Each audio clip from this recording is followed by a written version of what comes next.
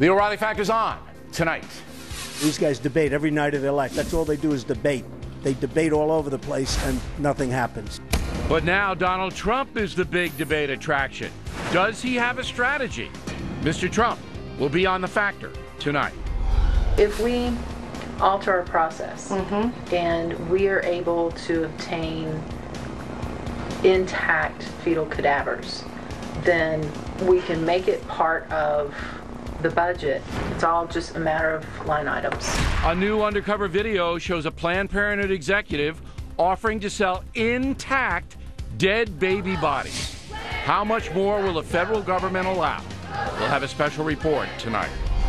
The Republican vote to defund Planned Parenthood is just one more piece of a deliberate, methodical, orchestrated right-wing attack on women's rights. Also ahead, Senator Elizabeth Warren apparently doesn't care if intact babies' bodies are being sold.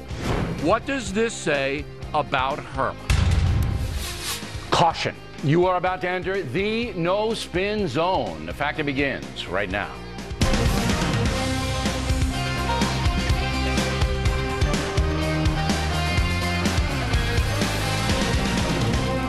Hi, I'm Bill O'Reilly. Thanks for watching us tonight. Very hot presidential debate. That is the subject of this evening's Talking Points memo.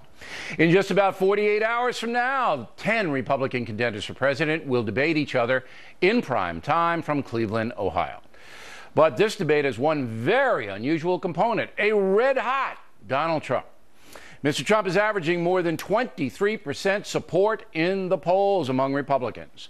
Next is Jeb Bush, 12.8%, followed by Scott Walker, 10.6%. All the rest of the contenders are far back. So the upcoming debate is all about Donald Trump and how he will handle his front-runner status.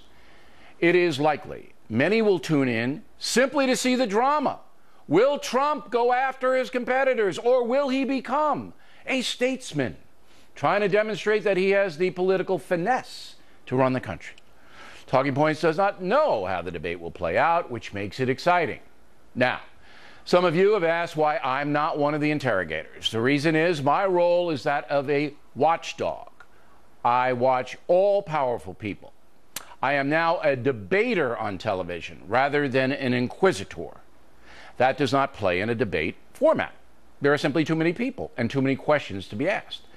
If the contender doesn't answer the question, we can expect follow-ups. But if he still doesn't answer, there's nothing the Fox News moderators can do. It's not like they can call the evaders pinheads, like some people I know. So it's better for me to be like you, to watch what happens in the debate and then analyze after the fact. Megyn Kelly, Bret Baier, Chris Wallace, all seasoned journalists, and they will do a fine job. Coming up, very important debate for the Republican contenders. All of them, with the exception of Donald Trump, need to gain recognition among the voters. And that will not be easy. And that's the memo. Now for the top story tonight. Joining us from his lavish headquarters here in New York City is Donald Trump. So have you been rehearsing for the debate like all the other candidates are today? Are you rehearsing?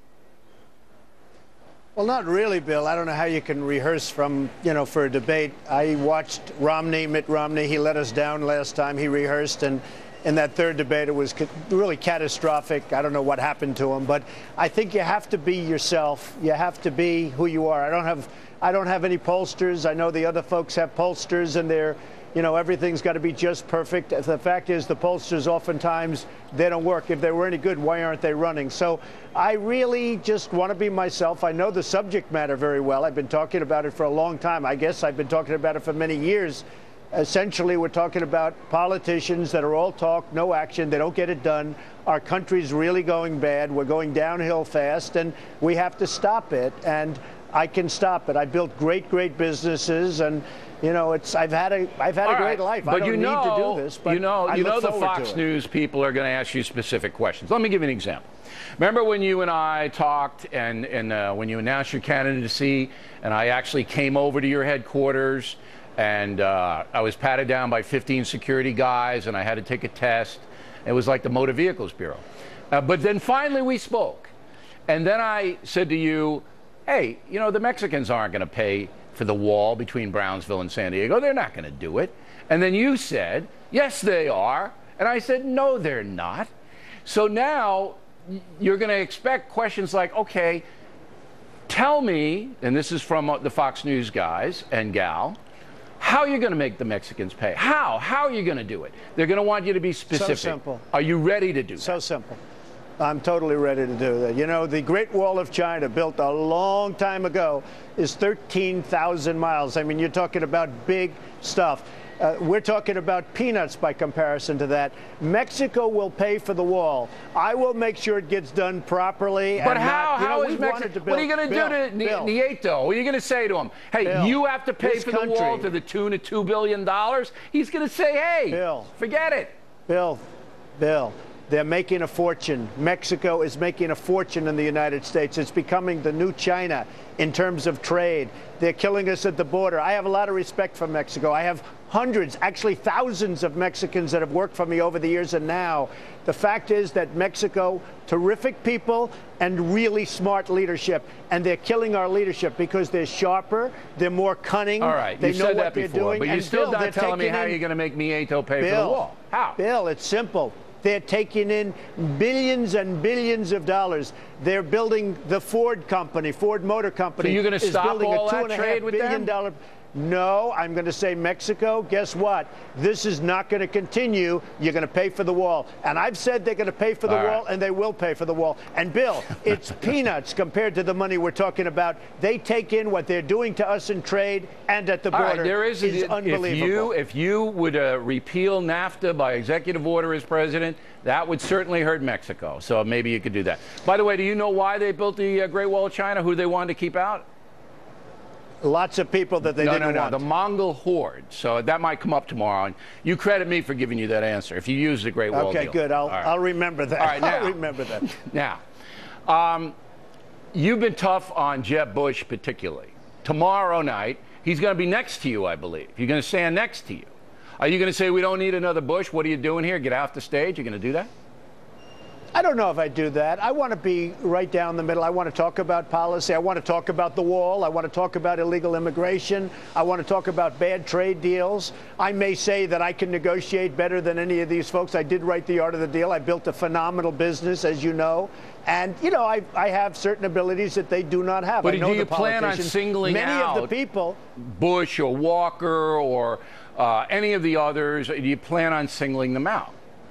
I'm not looking to do that. I'm not looking to hurt anybody. I'm not looking to embarrass anybody. If I have to bring up deficiencies, I'll bring up deficiencies. But certainly I'm not looking to do that. I'd rather go straight down the middle. So but you don't know what's going to happen. I can assume that you're not going to launch the first grenade, but if they come after you, you'll go back at them. I think you can assume that, yes. Okay, because Rand Paul almost has to go after you. I mean, because his campaign, he's got to get attention. Chris Christie and you're friends with Governor Christie, right? So I don't expect that to happen. But I think Rand Paul, he may throw a few. Yes, I am. Yeah, I think Rand Paul. We'll see what happens. Okay, now, are you nervous? Do you get nervous? I mean, you know, it's a big deal. 48 hours. This is probably the biggest thing in your life. I mean, you can tell Geraldo that he's a pinhead on your other show that you're not doing anymore. But that's nothing compared to this worldwide debate. Are you nervous? Well, I mean, the biggest thing in my life is my family, my children, in all fairness. Okay, but I mean, I'm talking to professional. This is a different kind of a thing. Right. Yeah, this is a different kind of a thing. This is a big league deal. There's no question about it. Everybody's talking about it. I'm getting calls from the biggest people in the world. They're watching. Everybody. Well, you're on the biggest show like in the world right parties. now. Come on. I mean, you know where you are. Well, but do you get nervous? Are you apprehensive? You know, are you staying up at night and probably? I know you don't sleep much at all.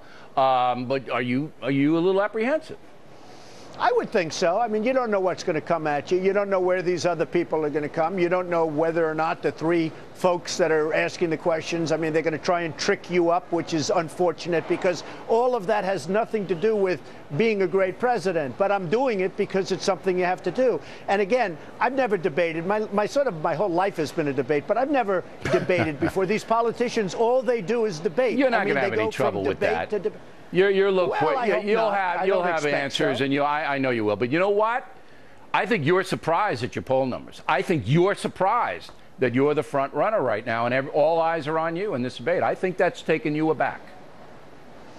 Well, the poll numbers are not only good, I mean, they're phenomenal. We just got numbers from South Carolina, which are through the roof, Iowa, New Hampshire, not only the national numbers. So I'm very honored by it. But what it really shows is that people are tired of incompetence. They don't want incompetent politicians running our country. They don't want the Iran deal where they get 24 days, and it's really not 24. It's much more than that. It's 24 days plus there's a period of time before that to look and go and check. You know, they don't want prisoners left over there. We sign a deal. You're getting the teed-off vote. There's no doubt about it. Politicians. Yeah. Okay.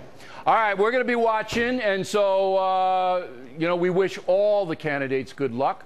We want straight talk.